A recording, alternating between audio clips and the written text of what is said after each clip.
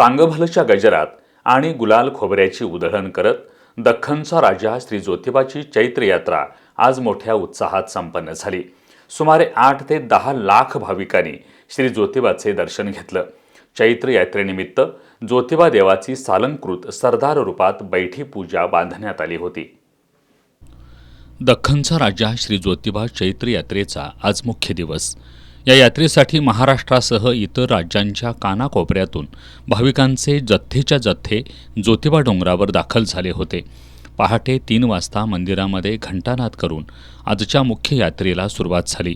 चैत्र पौर्णिमेच्या दिवशी होणारा शासकीय महाअभिषेक मोजक्याच लोकांच्या उपस्थितीत संपन्न झाला।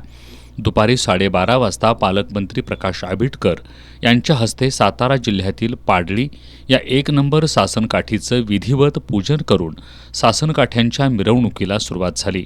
यावेळी मंत्री शंभूराजे देसाई, आमदार सतेज पाटील, जिल्हाधिकारी अमोल येडगे, जिल्हा पोलीस अधीक्षक महेंद्र पंडित, जिल्हा परिषदेचे मुख्य कार्यकारी अधिकारी एस कार्तिकेयन, प्रांताधिकारी समीर शिंगटे, देवस्थान समितीचे सचिव शिवराज नायकवडी, तहसीलदार माधवी शिंदे, गटविकास अधिकारी सोनाली माडकर, ज्योतिबा देवस्थानचे व्यवस्थापक धैर्यशील तिवले आणि इतर मान्यवर उपस्थित होते।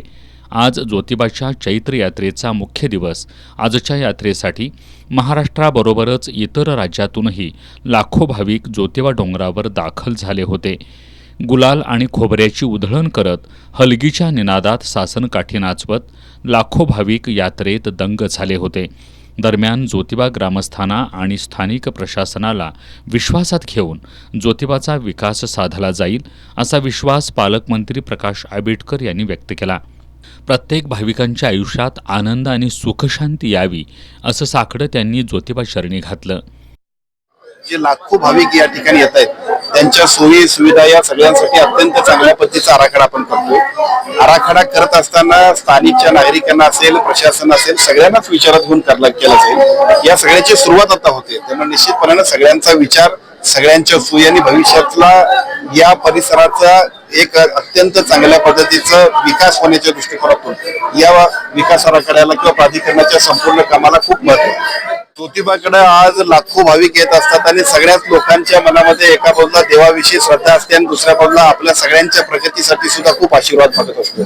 पालकमंत्री म्हणून या जिल्ह्यातल्या सर्वांगीण प्रगतीसाठी सुद्धा खूप चांगल्या पद्धतीनं वेगवान अशी प्रगती व्हावी, या जिल्ह्यातल्या प्रत्येक माणसाच्या आयुष्यामध्ये आनंद आणि उत्साहाचे क्षण यावेत अशासाठी निश्चितपणे आपण प्रार्थना करतो। चैत्र यात्रेनिमित्त ज्योतिबा देवाची सालंकृत सरदार रूपात बैठी पूजा बांधण्यात आली होती। सायंकाळी 5:30 वाजता तोफेची सलामी देऊन ज्योतिबाच्या पालखी मिरवणुकीला सुरुवात झाली।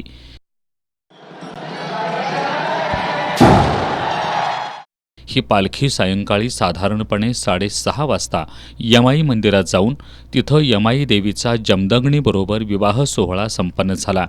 यावेळी पालखीवर गुलाल खोबऱ्याची उधळण करण्यात आली।